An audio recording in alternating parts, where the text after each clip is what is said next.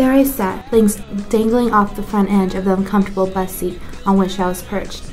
I was 7 years old. My mother sat beside me, quietly gazing out the window at the passing Montgomery scenery. It was a cold December day, yet the bus we were on was hot and stuffy. I watched intently as the metal bus door clanged open and closed, and people scurried in and out. My eyes finally settled upon a colored woman, who climbed aboard and made her way to the seat 2 rows behind us. I'd seen people like her before, but I wasn't allowed to talk to them. They had a disease, or so I thought. No white person ever talked to them, or even touched them. I didn't want to get that disease, so I kept my distance too. I wasn't sure if I was even allowed to look, but I let my eyes linger on that woman. She must have noticed my questioning gaze because she turned and smiled at me. What made her so dirty? Why was it so bad to talk to people like her? I wondered. Pretty soon the bus had filled, except for a few lonely seats in the back of the bus sectioned off for colored people like that woman. The bus came to another routine halt, and the door noisily swung open again.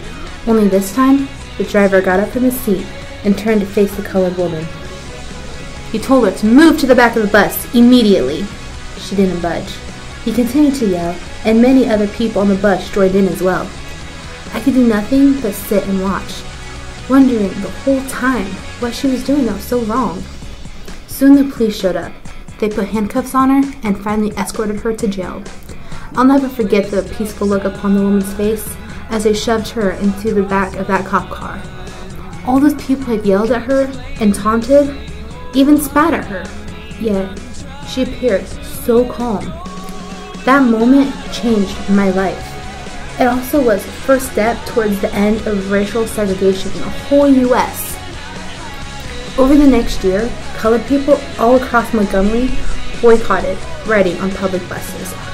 Finally, in December of 1956, the U.S. Supreme Court ruled that segregation laws were unconstitutional, and the Montgomery buses were integrated.